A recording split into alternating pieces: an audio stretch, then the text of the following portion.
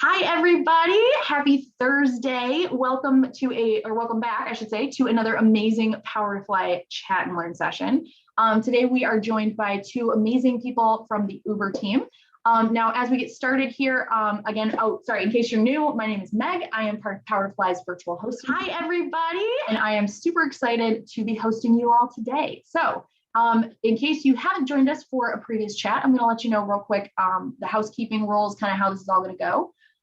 So like all of our virtual events, we want to make sure that you all are able to participate fully. So there's a couple different ways you can do that. You can come off mute if you want to ask a question directly to our speakers. You can also add comments, tell us what you're thinking of what they're saying, or even if we're addressing one of your questions and you want to add some context to it, that's totally great. We really encourage that. Now, if you do come off mute, you'll show up on the live recording of today's session. So either if you have your video turned on, that's what will show. If you have your avatar or display name, that's what will show. So if you have any kind of privacy issues or concerns there, no worries, you can still participate. You're just going to put any questions or comments that you have into the Zoom group chat. And if you are in super deep cover black ops, no one can know you are here. That's okay. You can still participate. Just send your questions or comments to me in a DM as opposed to sending them to everyone in the group chat. And you can find my name on the drop-down menu there. Now, like I said, today's session is being recorded. So everyone that registered for today's session, regardless of if you even showed up, if you stayed for 5 minutes, if you stayed for the full 60, doesn't matter. Everybody that registered is going to get a link in an email in about 1 to 2 days to where you can rewatch this recording. So it'll probably come to you I would say Monday next week. And there'll be a link to where you can rewatch this recording on our website. Now, let's say that Greta or Charity says something just like mind-blowing. You cannot wait to share it with a friend or a colleague or a relative. No worries. You can always head on over to our YouTube channel. I'm going to grab y'all the address to that. I should just have this saved on my computer somewhere, but our YouTube channel for this is PTF Chat and Learns. We have a dedicated channel for just our Chat and Learn series. You can always head over there. The recording of this session will be posted there in about 5 to 15 minutes after the end of the session.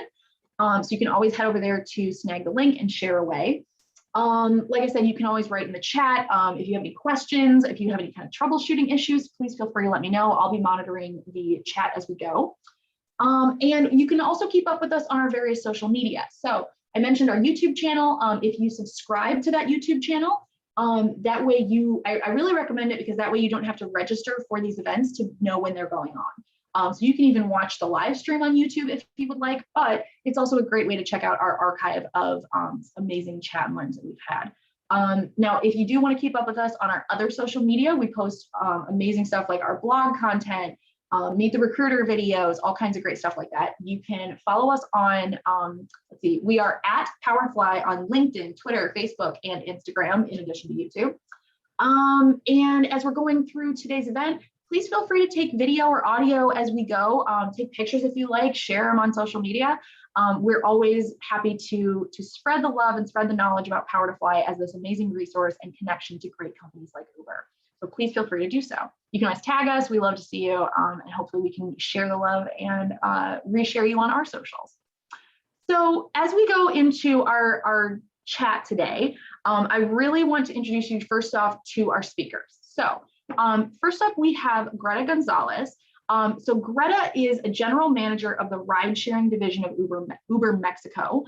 Greta is the first woman to head that division at Uber in the country, and which is one of the top 5 markets for Uber globally. Greta is responsible for consolidating Uber's commitment to safety, as well as facilitating better economic opportunities for self-employment and entrepreneurship. Greta has experience in customer service, dating back to her days as the director of customer service at Virgin, where she led the brand to deliver performance results above the national market standard. Greta also serves as a mentor at Vital Voices chapter in Mexico, where she supports female entrepreneurs to achieve their goals. Greta, I'm so excited to welcome you today. Is there anything that you'd like to share with our audience in addition to your bio? Oh, thank you, Meg. Thank you. This is great. And I'm just really excited to be here with talented people also accompanying me. Thank you. We're so glad to have you. So joining Greta is going to be Charity Safford. Charity has 20 years of experience in leadership spanning across 4 continents. She spent the bulk of her career in telecom, where she led sales, operations, and commercial teams across the Czech Republic, Tanzania, sorry, horrible American geography was not my best subject, Tanzania and Myanmar. And 4 years ago, Charity decided to switch things up and join Uber, moving across the business and the world in various senior leadership roles. She was sharing with us before the session started. She's now in Amsterdam, but had lived in Asia for several years, I think you said prior to that. So currently Charity is she's leading community operations for the delivery business Uber runs across EMEA. So Charity, we're so happy to have you join us today. Is there anything you'd like to add to that bio before we jump into questions? No, thank you so much, Meg. That was great. And just echoing Greta, super happy to be here. This is a really great privilege. Thank you. Okay, so before we jump into questions, sorry, y'all, last thing, I want to highlight for you all that obviously Uber is hiring. That's why they're, part of why they're so happy to partner with us on this event. And I want to share with you Uber's company page on powerfly.com. So I'm sharing the link in the chat right now. If you follow the link I just shared, it's going to show you a screen that looks much like this. That'll be their landing page. Now, currently, it looks like, this screenshot was taken a while ago. Currently, they have 14,369 roles posted with Powerfly, not the 1618 that you see there. But one thing I want to highlight for y'all, especially if, a couple different situations. If you are actively job searching and interested in Uber, awesome. If you are job searching, but not real sure about where you want to apply, but this is one of those companies that's you'd like to learn some more about, or even if you're not actively job seeking, but 40% of Americans right now, you're sort of taking a look around to see what else might be out there. I definitely recommend that you click this bright pink follow button. You'll see it in the upper right-hand corner of the screen. What that does is it puts you on Uber's follow network. Now, it does a couple awesome things for you, but basically what it does is it keeps you on Uber's radar by telling them that you are interested in working with them even before you fill out a job application, but it also tells you when Uber has new roles. So that way Uber can stay on your radar. Like I said, it's a really great tool to take advantage of, especially if you really are interested in Uber, but don't see anything right now that specifically suits you. That makes sure that you don't forget about them and they don't forget about you. So definitely take advantage of that, that free tool on our website. And last thing before we jump into questions is kind of the principal themes that we're going to try and cover today. Now, what you're seeing here are principal themes that we put these together both by via conversations with Greta and Charity prior to today's session, but also upon reflecting on the questions that y'all submitted. So when y'all registered for today's event, you had the opportunity to ask a question or multiples if you would like. We went through those, we tried to condense them into a conversational format, and we kind of pulled out these principal themes that we're going to focus on. Now, if you took time out of your day to spend with us to be here for the live session, we want to make sure that the time you spend with Powerfly and Uber is well worth it. So if you submitted a question earlier and you're not sure if we're going to get to it, please feel free to ask it. If you submitted a question, we're going over it and it's not clear, or maybe we're looking at the question not the way you intended, you want to give us more context, let us know. Please feel free. Like I said, you can come off mute, you can throw it in the Zoom chat, you can DM me. The one thing I ask is that unless you are actively speaking, make sure you stay on mute. It helps maintain audio clarity for everyone. I'm going to be doing this as well. And try not to interrupt our speakers or another attendee. I get paid to fill the silence, so I can chat all day. So don't let me be the reason you don't get to ask your question.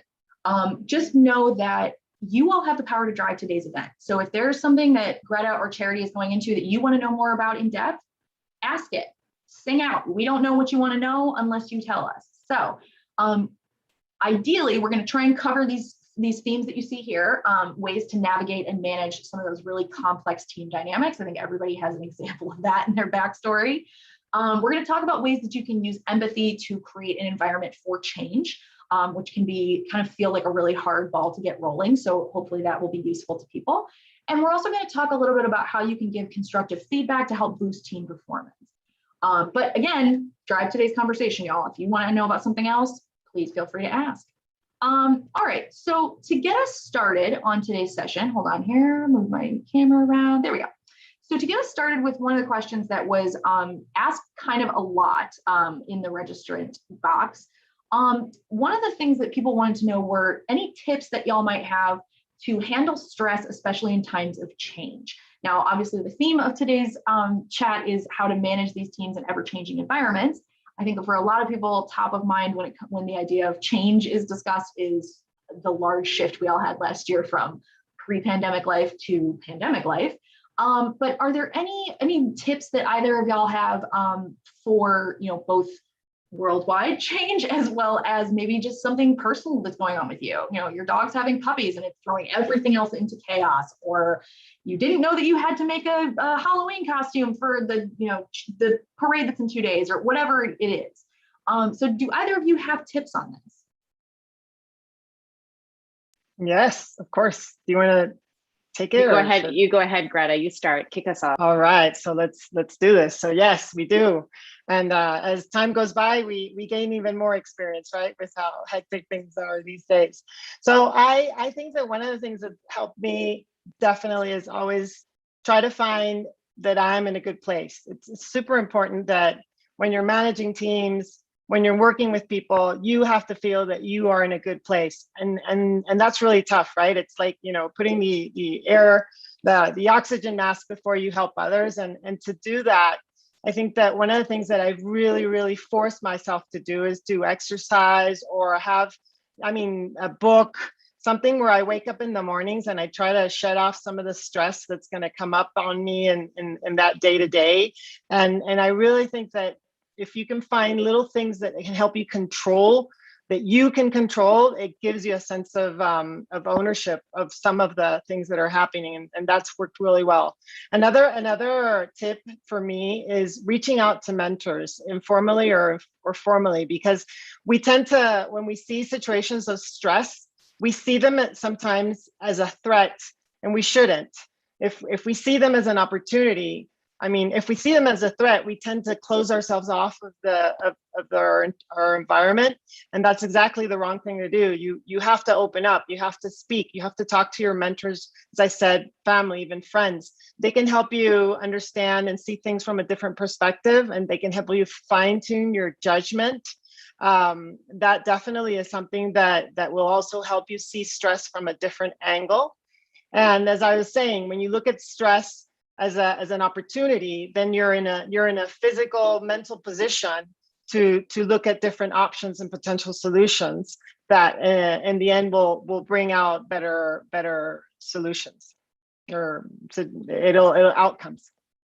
I echo everything that Greta says. I think that's a really robust answer. I think what I love that I've seen finally in my career, and I'm not sure why it totally took COVID to make that happen for us, is in my team, we've really started to talk about stress a lot more than we used to talk about it.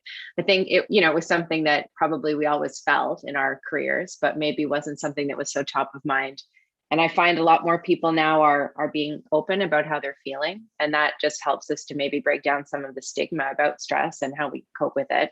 So you start a meeting by talking about what's on your mind, what are the things that are creating stress for you. We have a bit of a laugh about it. It breaks the ice, and we're able to move on a little bit more fresher. Some of my colleagues have suggested, and I've adapted, that we start meetings with something personal. And so that's, obviously if people are interested in that, but it's definitely helped to build more of a connection. And I find that part of the reason that people are getting stressed right now is that they're isolated and they're at home, and it's a lot harder to solve problems than it was when we were all in the office and could easily huddle around a water cooler and just get that done. So just those personal connections, especially for people who have onboarded fully remotely, I find that's definitely helping to alleviate the stress. Taking time to break these big problems that we see in our day-to-day life into little problems and little tasks is something that I think is super helpful and a good reminder Definitely trying to do that a lot with my team, whether it's around a virtual whiteboard or, just through conversations we have, or even something in my personal life, just to try and say, okay, this seems really overwhelming right now, but what can I get done? And I love Greta's point about, reaching out to mentors. I find that I'm jamming a lot with my peers about how to solve problems, and really open about, getting really great feedback from them about, what they would do. And that's helping me a lot in my stress level for sure. And then I totally also echo the need for fitness. I can spend the entire day in this tiny little room. If I'm not careful, I get on calls starting at 8 o'clock in the morning, and I might finish at 7 or 8 o'clock at night. And if I am not intentionally carving out some time for myself to go and do something for myself, like starting the day with a yoga class that's online, but still fun, and finishing the day with a dog walk around the park, just to get some steps in. Like, there were literally days that I think I did 200 steps in the house, just getting a coffee, going to the bathroom, and that's not a life. And it definitely doesn't make you feel super empowered. So yeah, I definitely echo a lot of what Greta said too. I absolutely love the idea of starting the day with kind of a reward thing. Personally for me, like, I'm really bad at this. I'm far more likely to kind of start the day with like a list of things that I need to get done, and then hold out that like fun thing as like a reward. And some days that's great. It's a great motivator, but a lot of days it means that by the time I get done with the day, I'm too exhausted to want to, like I've been working on a quilt for the last year. I'm too exhausted to want to do that, or it's too hot to want to go outside and lay in the hammock and read a book or something. But you're right. The idea of kind of starting the day off with that good feeling, like, I'm excited. I'm excited to try that. I think it'll be a good addition to my day. So thank you for sharing that. Okay. So a lot of the questions that we were asked talked about kind of the dual, maybe like the two-sided nature of a manager, right? Because you need to work well with your team, but you're also trying to gain respect from stakeholders. And it can be really hard to show that genuine care to your team when you're also kind of balancing business interests. This person in particular said, I'm still fighting the old mindset of a cold or analytic, business-oriented type of leader.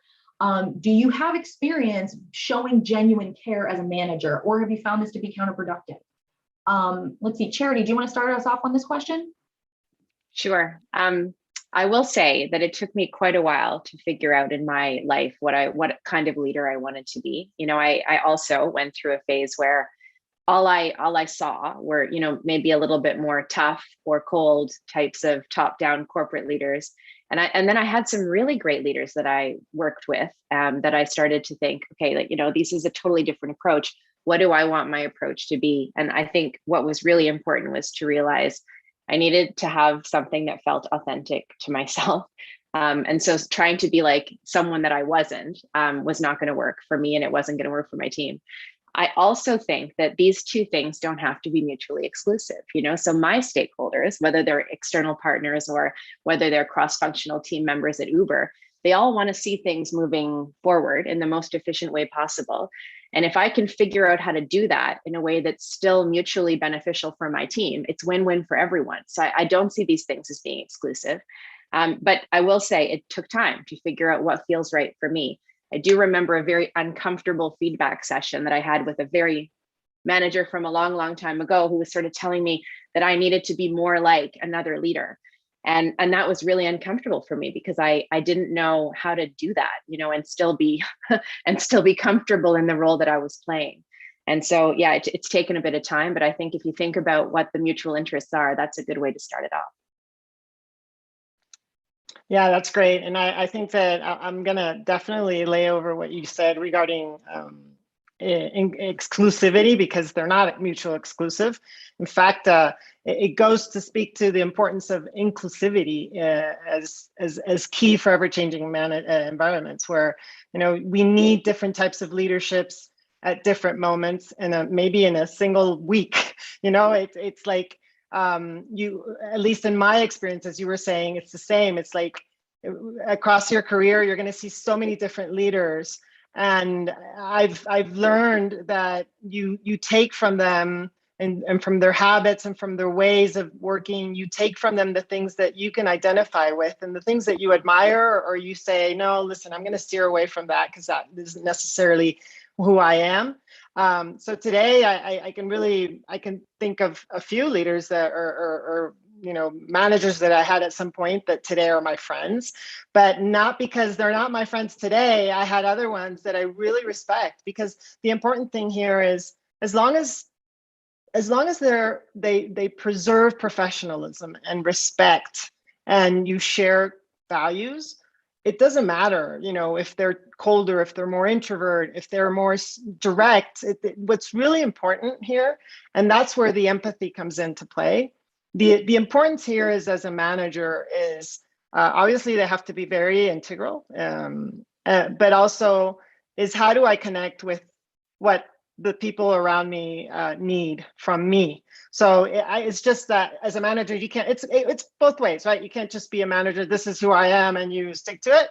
But at some points, you're going to have to be flexible. And at the same time, a collaborator has to be, a report has to be flexible to the fact that the manager might not be exactly how we would wish, but we do need certain types of styles in different occasions. And that's what's really nice of bringing inclusivity or being inclusive in teams, because in the end, it's that color, those different colors that really bring in the actual experience that form you, that make you identify yourself with something. I love what you're saying, Greta, and it's really making me think about these insights discovery workshops that we've been having at Uber. So at Uber, we use insights discovery as a tool of getting to know ourselves and getting to know our peers. And so I think, to Greta's point, everyone has a different composition and makeup, right? So some people might be more quiet, more introverted. Some people might be more outgoing, more creative, or more connecting. And what we do is we basically sit down with each other, especially when teams are new, and we say, look, these are my colors. This is what I look like. This is what drives me. This is what I respond well to. This is what I don't respond well to.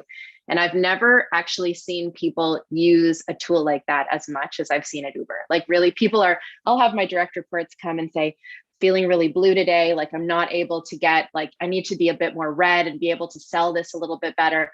And it's really interesting how we've woven this into, at least in EMEA. I'm not sure how it is in LATAM. Yeah, it is. I love this because I think it's really, it helps us to realize that there's all different kinds, right? And we all work together and make a much stronger Uber. Couldn't agree more. Thanks for bringing that out, because I think it's essential. I'm absolutely loving this and completely, I have nothing that I could add to these conversations. So thank you so much to both of you.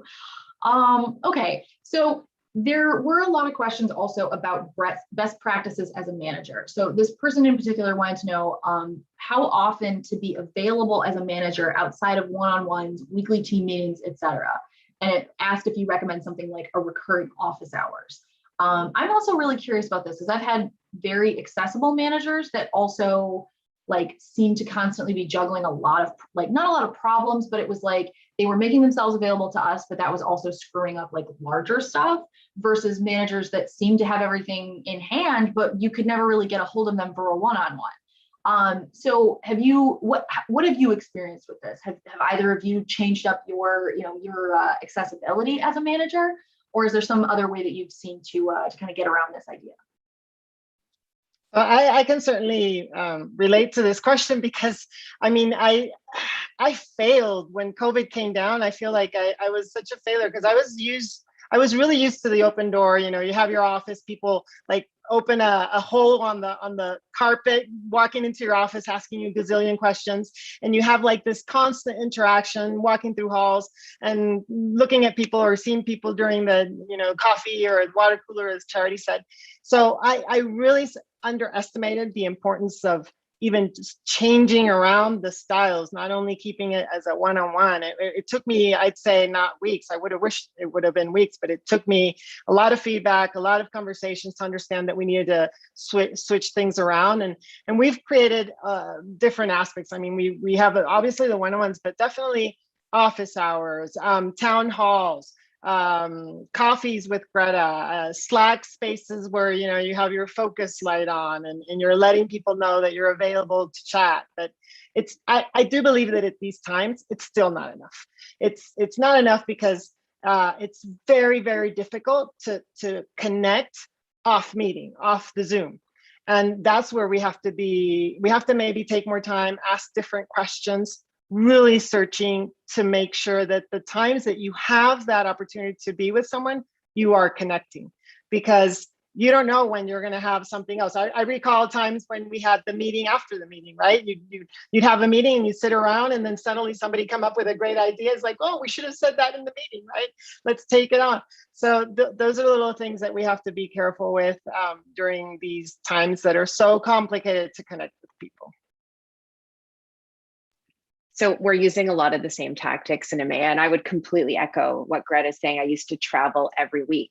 Every week I was up on a plane. I would leave on Monday morning. I would usually get home on Thursday night. And largely that was to connect with teams that I had that were working in multiple countries. And, you know, all of a sudden overnight that changed, right? So then we went through this massive pivot where it was like all day long in huge meetings with tons of people trying to keep people connected. And I think we've settled back into a place that's a bit more sustainable, where we have, you know, regular meetings focused on strategic priorities. I have one-on-one updates with my directs, of course, and all the tactics that Greta used about office hours and coffees and lunch and learns and things like that. I think what I've added into the mix as well, which is sort of contestable, is I do skip level meetings every 2 months with my whole team. And I'm spending like dozens of hours doing that. And we've really debated with my strategy and planning team and with my executive assistant whether this is a good use of my time right now, because it is a lot of time. And then I also feel like while there are many people that might appreciate that kind of an interaction, there might be some people that don't appreciate it, and they are feeling forced to go because I've scheduled the time with them, and maybe that's not the best approach. I have been trying to get a lot of feedback about this, you know, by asking people, and it's difficult to get unbiased feedback about this because it's hard to have a one-on-one meeting with someone and then say, was this valuable to you? Because they're going to say yes, right? Because they don't want to tell you that it wasn't that valuable. So we're going through a couple of iterations, but I guess the overwhelming feeling that I have based on the way people are engaging in those meetings is that I'm going to keep doing it until we're a bit more return to office and I have those informal interactions with people, because I'm never alone with them. I never bump into them and say, how's your cat doing? You know, what was that thing about your mom? Like, how's that going? And I'm kind of feeling like there's a personal connection that's coming from this, which makes it easier to do business later on. But there's also a lot of really relevant work questions that I'm getting that probably they would have asked if we'd been out to dinner, or, you know, if I'd been in the office to see them, but they're not going to ask on an all hands, and they're not going to ask it, you know, in a group setting. And so it's a bit, I'm not sure if it's the right thing to do, but I guess the signals that I'm getting are that it's positive, and that's just another way that I'm trying to build connection right now. I love the attitude of, well, let's try this and see how it works. Because you're right, we're in uncharted territory, despite the fact that we're, you know, on the other side of a year plus into this whole situation. But yeah, you're totally right. There's, you know, I'm coming from a background where, like, I have been, you know, in an in-person job before, but I left that behind like 3 years ago. So I'm working for a company where I've only met like 4 of the people that I work with, and that's pretty par for the course. There's plenty of us who've never met anybody else from the company. But you're right, it takes that extra level of planning, and you have to, you know, in addition to that extra communication that's needed to kind of clear the air that wouldn't be needed if you were all in person. You know, you're right. You ask if this is okay, and the people that you're asking, just due to the nature of the relationship, are going to be like, oh yeah, this is great, this is super great. They're not going to be like, no, I hate this. So yeah, I think you're right. Like that idea of just trying to testing stuff and see how it works out, solicit as much feedback as you can, and kind of work from there. Because the other thing that I think, Greta, you had mentioned this earlier, is there's different times where different management styles are incredibly useful. And just because they don't look the way, you know, a lot of other leadership works at the time, it doesn't mean that they're not effective at other times outside those moments where, like, oh God, this situation was built for somebody who is, you know, a much more like empathetic manager. So I love the idea of trying these things out to see, like, maybe what works for your team won't work for the next team, or maybe what works for one of your direct reports doesn't work for the rest. So yeah, I love that idea of testing things out, iterating and reiterating to see how they work. I love that. So thank you so much for sharing that attitude with us. All right, so when, like we talked a little bit about different direct reports or different teammates needing different things. This has been really like, it wasn't my question, but this has been something that's a big deal for me during the pandemic, because my husband and I are child-free by choice. I don't have a lot of kids in my life. I don't, know what parents and caregivers go through, even at the best of times, not just during pandemics. So have either of you been allies to parent or caregiver teammates or direct reports? Or has this not really been an ally situation for you because you also come from that background? How has this worked out for both of you? Greta, do you want to start us? Sure. Well, starting by the fact that I am a mother.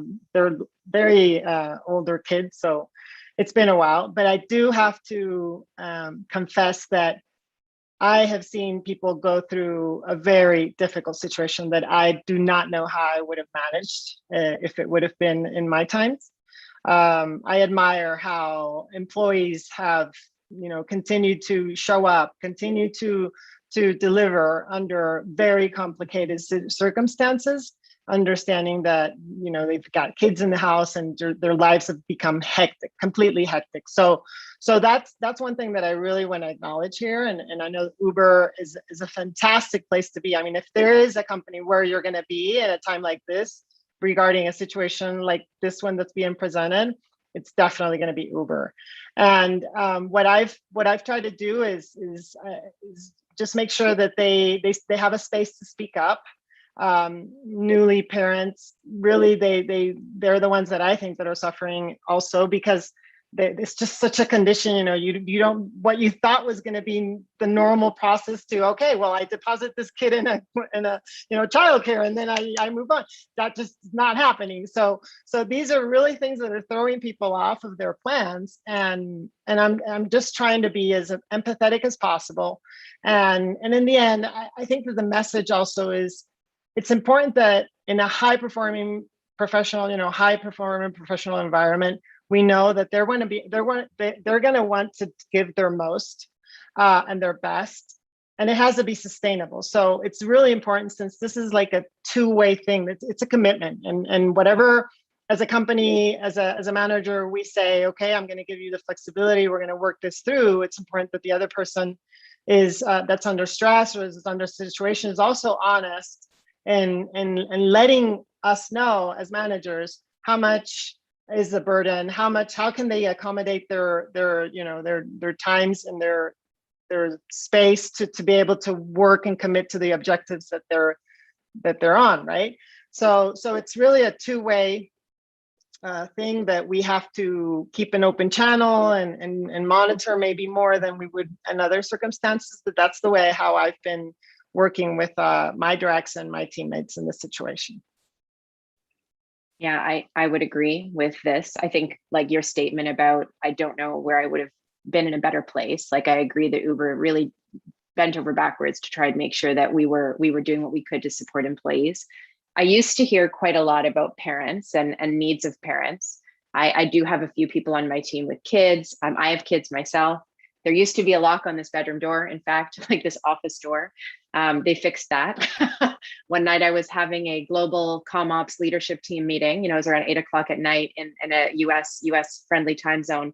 And they literally broke through the door naked, slapping towels at each other. So they're not that old. They're like 6 and 10. But it was pretty hectic. And, and I love it because one of my colleagues who's super senior, he wrote me, "I love your kids are hilarious. Every time I see them, they make me smile." And I never used to feel that level of comfort when I was working and I had my kids around in the background. I would be much more careful about separating the work from the personal. And I think that leading by example and just kind of letting it integrate a little bit. I was on that same call with the same group of people, and that super senior colleague that I was talking about, that I was kind of nervous when he messaged me. His daughter came up and it leaned in next to him, and she burst through the Zoom background. She kind of burst in, and you saw another face, and she's asking for a snack. She's hungry, and he's a super senior guy at Uber. And here he is with his daughter asking for a snack, and he's got to go and sort that out. So I think it's great that we've seen a lot more of that, and it's helped us to build more of an empathetic connection with our colleagues. I would also say that my non-parent colleagues have also been a lot more expressive about their needs as carers. I have a lot of people on my teams whose parents went through really rough times, whose families went through rough times, but some particular cases where I'd never really had people asking for time off for their mom and dad before. I'd had a lot of people coming and saying, I need to take my child here, I need to do this or that. And all of a sudden we're in a situation where people's parents were getting sick and they needed to go back to their parents' homes to take care of them. And that was causing stress, a whole new kind of stress for those employees. So yeah, I really echo what Greta said. I think that we've really been lucky at Uber with how the companies tried to be flexible, and we were flexible before. I always felt like I had a pretty flexible environment, but now I definitely feel like we've tried to do a lot of the right things, and it's still learning, but tried to do a lot of the right things. I can't tell you how much I appreciate that, because this is something that we talked about a lot at the start of the pandemic, was that moving into, like a work from home environment doesn't make people less professional. It makes us have to get a lot more real about what everybody is living with, in a way that we didn't necessarily have that insight into each other's lives when you're going into the office, right? There was that expectation that you would sort of leave some personal stuff at the door because you were here to work. And, that still makes sense. And I'm not, trying to knock productivity or professionalism, but we're all dealing with unprecedented times and we're all dealing with the same storm, but we're not all in the same boat. And so I feel like it helps highlight that in a way that might be uncomfortable for some people. It might be unusual for some people, but it helps us kind of gain that fuller understanding of our colleagues, because everybody might need something a little bit different. I had a huge learning curve when it came to my coworkers with kids, because a lot of these concerns were not anything I knew about. And so even though you don't really want to put the onus on the person that needs help to tell you what they need, sometimes that's the only thing you have to go on, or at least keep asking, like, hey, I know that you're dealing with, caregiving for an elderly parent. Is it, am I supporting you enough? What do you, do you need like a different kind of setup here? Like, are you better at working in the morning because in the afternoon you have to make sure everybody eats or whatever? Asking these questions they're so important. All right. So moving on to our next set of questions, a lot of people wanted to know about onboarding team members. And obviously, like, we've heard a lot of stories during the pandemic of people that, entirely onboarded remotely, and that's super great. And we love to hear it. But a lot of people had questions about integrating new employees, especially when you have a high workload. Now, this might be a sprint for you. It might be just, what a normal Tuesday looks like, but it's still really, really, really hectic. Do either of you have experience in onboarding team members, especially at really high pressure times? I think that would be every time. I think that every time we try and onboard an employee, I've never, had a time where we're just only focused on that.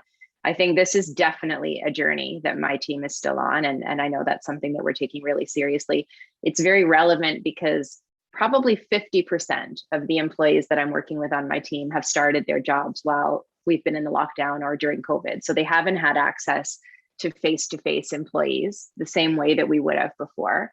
And I also started my new job in February. So I moved from my old job as a regional general manager in delivery to this new job where I'm leading EMEA for delivery comm-ops. And I didn't meet my team for the first 6 months. It's only recently that I've started to meet like a handful of them face-to-face.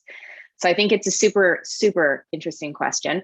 I would also say that I don't know that we always did it right at Uber. And I think Greta might have an opinion on this. So I will let her chime in afterwards. But when I started, it was definitely a lot more unstructured. And that was, almost 4 years ago. But lots of lists of people to chat with and lots of one-to-one meetings. But I definitely felt like I had a lot was on me to try and figure out. And, the teams around me were running at sprint speed. And I really didn't know how to get in front of them and get the information that I always needed. People were super pleasant, but I wasn't sure how to manage my own onboarding. I think that we did some listening sessions when I was leading the Central and Eastern European region. And that was the number one thing that came back with staff. Like, could we have done better at my onboarding? So we sat down and we tried to reinvent that process. And, it might sound like a no-brainer, but we really just made sure that all employees that were joining the company had their own personalized doc onboarding doc that was like developed just for them by their manager. And this took a lot of time, so we did the iterations, we reviewed them for each other, we circulated them. Everything was broken down into like the purpose of your role, your strategic priorities, like how you fit into the bigger team, what your first month priorities, your second month priorities, your third month priorities need to be, links to all the dashboards and tools, because it can be super overwhelming when you join Uber, like how much there is. And it took a ton of time, but we got a lot of really positive feedback from this. And then all of a sudden COVID happened and we had to pivot again, so that was great and really helpful. But then we needed to make sure that there were personal people to explain a lot of this stuff in a different way, because you couldn't just wander over to someone's desk and say, hey, can you show me that dashboard and how it works? So again, we just tried to make sure we really assigned people, and it's tough because they have their day jobs, right? But we made sure that we made onboarding a really, really big priority. I will definitely not say that this is something that we have fully cracked. I think that it's something that we work on and are super conscious about. In fact, I've had 2 meetings today about onboarding. One about onboarding in general and how to build a better connection with people that are starting, and starting largely remotely, which was very interesting. But obviously we're still spending a lot of time as leaders thinking about if we're doing this well enough. And the second about onboarding plans, like reviewing those plans I was talking about earlier, reviewing plans for people that will be joining soon and making sure that it's crystal clear what we want them to do. They're not getting kind of copy paste type information, that it's personalized to their role, with really good links to buddies and real people that they will be meeting with and that will help walk them through the journey. So yeah, definitely a lot of learning here, and an area that I guess we need to spend a lot more time. Thank you for sharing that, because you're right. I feel like a lot of people, nobody gets it right 100% of the time. If we did, we wouldn't be people, So I think that's really important to highlight, that even if you think you're doing it well, there's always room for doing things better. So thank you so much for sharing that with us. All right. So during a multi-year transformational program, what are the best approaches that either of you have used to help prevent change fatigue? Because I think we're all starting to get used to this as well, where it's like, what's the CDC guideline today? Do I wear the mask? Do I not wear the mask? Do I stay away from people? Can I give everybody a glare if they're not wearing masks? Or am I going to look like the crazy person that's still hanging on to the mask? I have no shame and no concern over any of this, but a lot of people do. So, what are some of the approaches that you all have used in the past to help prevent that change fatigue, where people just kind of become numb to the fact that things are still changing? Greta, do you have experience in this? Sure. Yes. I mean, yes, this whole year has been a year of learnings, but in general, I think life is constantly throwing you lemons, right? And we have to. I mean, if you want to work in a company like Uber, with high professionals, with a company that's just disruptive and it's like in the top of all media, and you have to come with a mindset that you have to be prepared that you're going to be submitted to a lot of change, right? But I think that it's key. It's key. The key. I brought some key ideas to this, and one of them is communications. It's if we're constantly communicating, I think that under extreme changes, there is never too much communication. And communication is the way that we manage expectations. It's the way that we revise our objectives. It's the way that people know what their roles are and what part they play during a situation of constant change. So that's always important, and it always comes up. And every time that we have to have a conversation around stress, managing ambiguity, whatever, it's communications is the first window to correct anything, to create a proper environment. And then the other one is revisiting our decisions, because I do believe that we do not do enough of this. It's when change happens, it's changing, and it's not. It's the word is there because of a reason, because things are moving around, variables are moving around, and what you used before to make a decision to where you are today or to plan where you are today might be changing too. And we do not do enough of revisiting the variables that brought us to where we are. And when we revisit, we have to probably define a twist to the plan. We have to define a shift to something. And in that sense, we have to communicate again. we have to let people know that things have changed, because what happens sometimes, we're such in a fast forward move and we're, going at 120 and we forget to remember to tell people, hey, we changed directions, or we're doing this now because of that. So as managers, we do have a tremendous responsibility to communicate these changes. And then I think connecting continues to come up. If you're not connecting, if you're not doing the skip levels, if you're not doing these town halls, if you're not reaching out through pulse surveys, you're not really going to know what's happening. And you're going to be blindsided by something pretty horrible, which happens with people who are high performers, and they end up burning out and they quit. And that's the worst thing, or if they don't quit, you're in the process of diminishing returns, and that we don't want it either, right? So I think that change has to come accompanied always with sufficient valves that let you that pressure out, that let you have these spaces where you know what's happening and you get information, and you're always understanding potential consequences and how you have to adjust to that. No, I think that's such great advice. Thank you for that.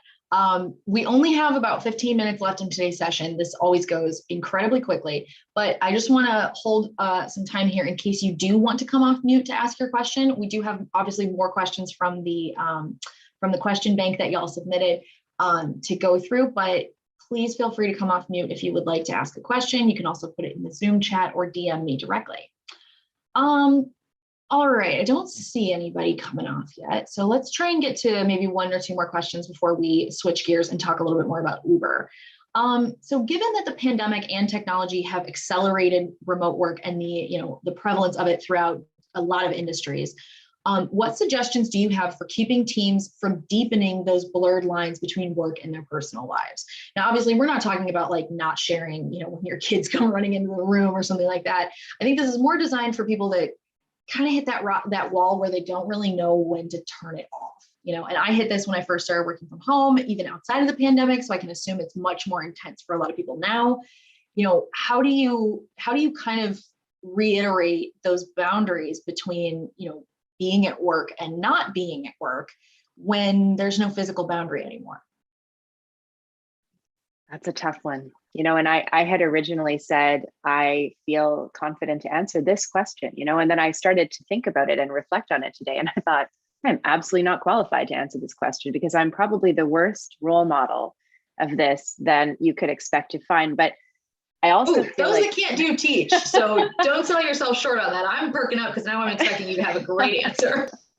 I don't know. I don't have boundaries. I don't have boundaries anymore. I have integrated my work and my personal life, but I'm comfortable with that. Do you know what I mean? So I get up in the morning, and before I'm out of bed, I check my emails. It's kind of the last thing I do before I go to sleep at night.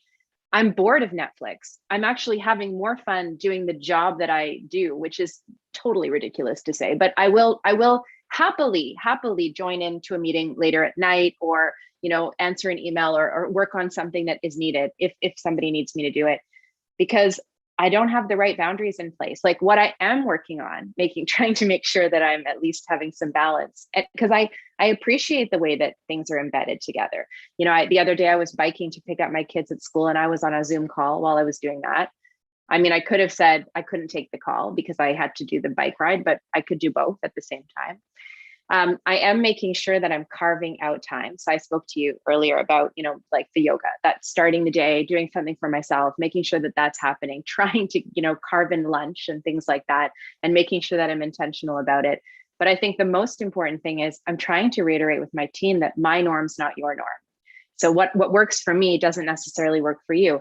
We had great debates in my team about what's the right time of day to send an email. Should we be sending emails after hours or sending Slack messages to people? Is it stressing people out?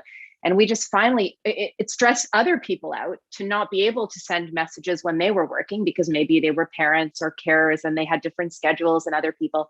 So it kind of had to say, we all have our own norms. My email signature says, I'm sending this now because it suits me, but don't reply unless it suits you. I'm flexible about when I'm going to get that response. And I think we just need to be super open with people about hearing what they need. One of the things that our teams really asked for, that I'm super happy that we were able to deliver, is more focused time. So can we carve out time during the week where none of us are going to take meetings? And we do that now. So Uber has global no meeting days from time to time, which is tough to coordinate around the whole world. But in EMEA, we have across all of community operations, so all staff in all markets on all lines of business do not take meetings on Friday afternoon. And that's a great thing, right? So you're able to know that no one's going to call you into a meeting unless it's urgent, and you can really just spend time cracking through your stuff that you need to get done. And hopefully that'll give you a better quality of life on the weekend. So I guess it's not super easy. I think we talk a lot about what's your personal style, what makes you hum, how do I work, how do you work? And yeah, that's just, I guess there's not one size fits all approach to everyone. I mean, I don't think there is a one size fits all, and you're right. It's very important to draw that line, especially if you are the type of manager that it sounds like, in drawing that line and saying like, I keep these hours, I do not expect you to keep these hours is hugely important, because it is so easy to get into that kind of lemming mentality, or not even lemmings. Like you don't want to be the weak link in the chain. You don't want to be the person that, isn't there when somebody's looking for you. And so it's really hard to turn that off. I mean, I faced this I had it even more intensely. I started working freelance at the end of last year. And so not even with a role that I was not expected in any way, shape, or form to be available 9 to 5 every single day, every single work day, and be there. Like even knowing that people knew, like according to my calendar, I'm not working tomorrow because there's nothing scheduled for me or whatever. It's huge to be able to draw those lines, and it was really, really hard for me. And this is even like with the same company in the same team, like people that I knew. And so it was really difficult. So I think you're right. It's not a one size fits all approach, but that open communication and being clear about like, hey, this is what I expect. This is what I expect you to deliver. You tell me what you can deliver, and we'll try and meet in the middle somewhere. Or, you're not meeting what I need because you're here. So what do we need to do to get you to here? Like, I feel like that is huge to open up that communication. All right, so I don't want to cut everybody off, but we only have about 7 minutes left. So I'm going to go back into sharing my screen, and I want to show y'all some of these are answers that we solicited from both Charity and Greta before today's session. And I was really interested, especially in your favorite part about working at Uber. A lot of people say the people, and this answer is like kind of along those same lines, but I was wondering if y'all could expand on this idea of collaborative work and why it's your favorite part about working at Uber. Sure, I'll start. I started about a year and 7 or 8 months ago, and I've over 20 years of experience working with different teams in different industries. And this is teamwork on steroids at Uber. It's one of the things that amazed me more of when I joined.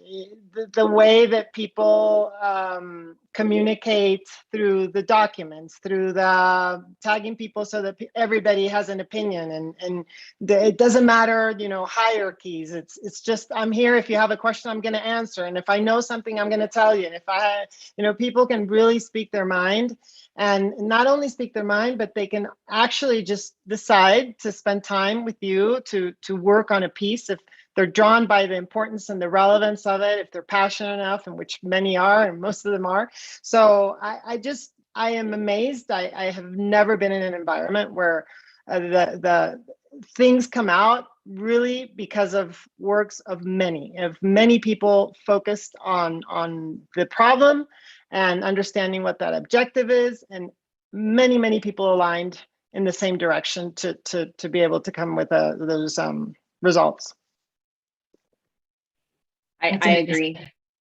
I think I wasn't even, I was such a dinosaur in telco. We weren't even using Google Docs and things like that. So I joined Uber, and the amount of collaboration that comes when you even change your tool set is unbelievable.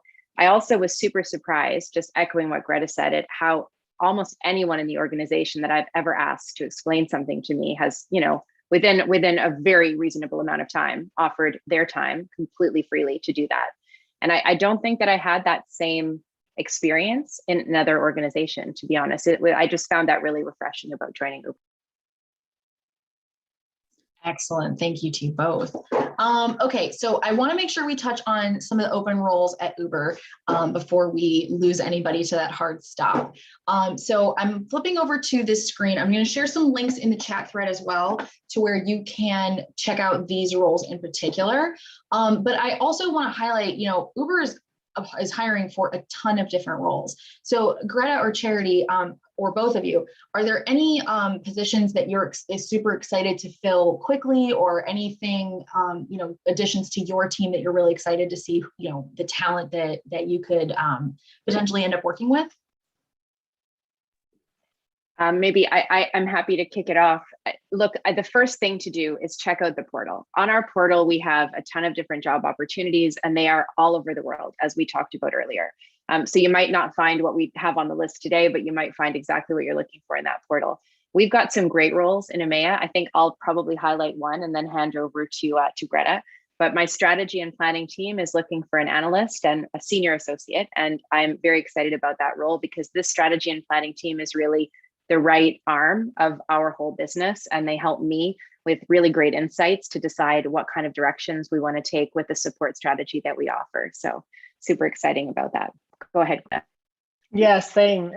Do not miss out on looking into the whole link, everything we have in so many places across the globe. So super important. And if anybody's around Mexico, we have a lot of them. I think the one in particular in my team right now that we're looking for is a manager for the rider side and safety side, and they're managing like top line and making sure that our users are having the best experience and bringing on as many users as we can. So that would be something super interesting for anybody interested in a fast-paced environment here in Mexico. I love that. Okay, so in the last couple minutes we have here, I am going to jump back into your answers. I always like to go over the tips for someone who's interviewing. So these tips that y'all listed here about keeping a flexible, open mind, be authentic, respond to questions with structure. Can we go into a little bit more detail on these? Because respond to questions with structure particularly kind of piqued my interest, because I want to know what kind of structure y'all recommend. Well, I particularly am a nitbit with this, because you have X amount of time to really express who you are and what you know and your capabilities and competencies. So I think that it's super important that no matter what you're doing, just try to take your time and think through what you're going to respond, not really just blurt things out, because I know I personally am like that. So I think that I put this down in a way because I'm thinking of myself. It's like when you really want to communicate something, you have short time to do it. It's better to take a pause and think what you're going to say, and that really comes out usually really good. Sometimes I pause to write down the question, like, give me a minute, I'm just going to write that down. And in my mind, that gives me that moment that Greta's talking about, just to structure my thoughts a little bit. Like, I usually try and do some prep work ahead of time, just to think about themes, not to get into minutia, because that makes me crazy, but at least to think about themes and key things that I want to sell. But yeah, I like to try and take a moment before I answer. I love that approach, especially like I'm going to write this down thing. That's amazing. When you're talking about keeping a flexible, open mind, is that more about like where you could fit within the org, or is that more about, what do you want people to take away from that point? So I think that it has to do with trying to think on your feet, not being too concerned about being super precise, but more on just trying to share your thought process when you're responding. That's what I mean by being, or at least how I interpret by being, having more of a flexible, open mind is even if you have you're going through one idea, you've done a lot of research, you're super prepared, because that's how it's usually is.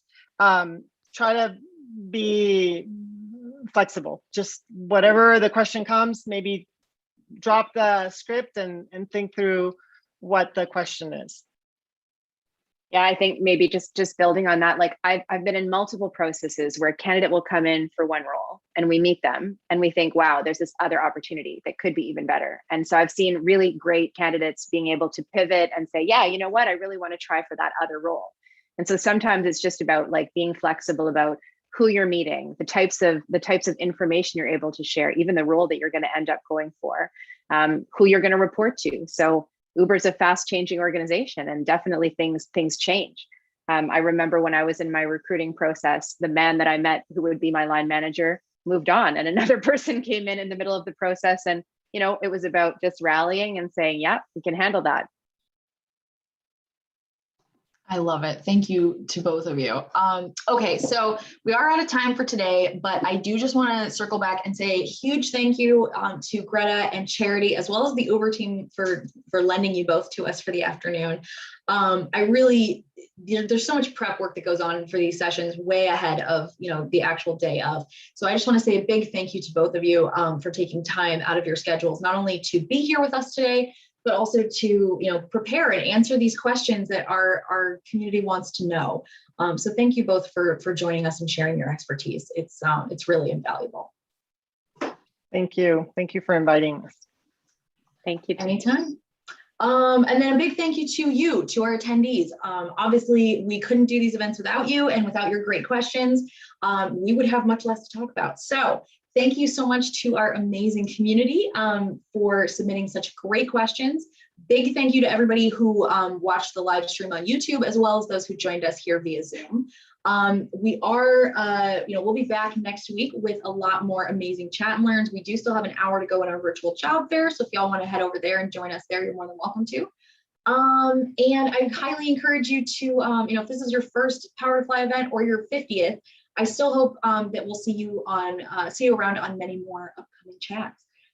So hopefully y'all have an amazing rest of your Thursday, and hopefully we'll see you soon. Bye, everybody.